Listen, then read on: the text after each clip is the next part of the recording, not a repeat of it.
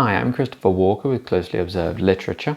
In this video I'm going to talk a little bit about a book called The Kingdom, a novel by Emmanuel Carrere. This is one of the most unusual books that I've read in years. Apart from all the other unusual books that I've read recently, this is one of those really unusual things. It's bizarre, but brilliant, but also boring at times and frustrating and great. So let me go through it a little bit. The idea is that Emmanuel Carrere, who's this French guy that I've never heard of before, became very passionately involved with Christianity for a while, for about 3 years. He went full in, like completely overboard. Like the sort of guy that if he'd been born 100 years before would have quit everything to move to Nigeria or Cameroon or somewhere to become a missionary and would have probably been killed in the bush somewhere. Insufferable, in other words. So the first 80 pages is about his life and how he was this kind of arch Christian, that he was filling notebooks full of thoughts to do with religion. There's this thing about how he and his wife had this, for a while, he had a nanny working for him who was completely on a psychotic break or something. So she figures in it somewhere. Maybe he's trying to prove that he was a Christian, but not in practice so much as how he preached. Anyway, it took me a while to read the first 80 pages.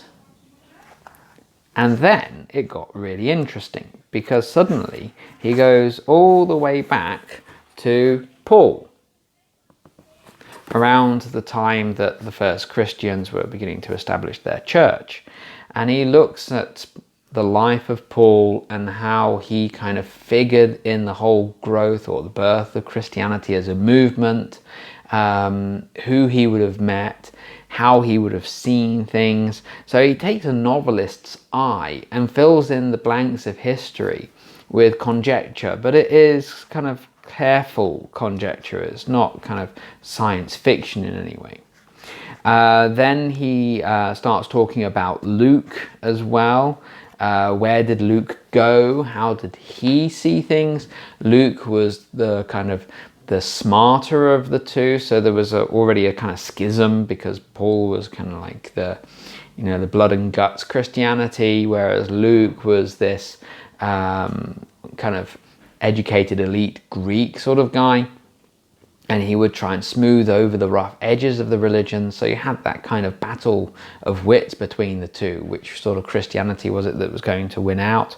We had a discussion of how the Romans figured in all of this, and moving over to, did Luke meet Seneca? Did he meet Nero?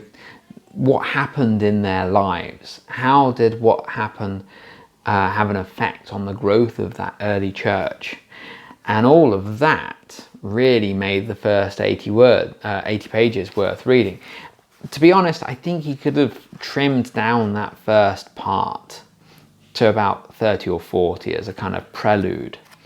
We get it, but the problem is that by writing so much about himself and then writing an equal amount about Paul and Luke, is he suggesting that he's of equal importance?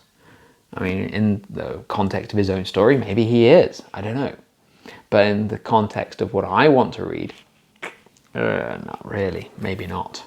So, if you come across this, if you just stumble upon it like I did in a charity shop in Stirling in Scotland, and it's just sitting there on the shelf looking rather grand, it's pretty cool hardback, pick it up and give it a try, especially if you're interested in anything to do with religion.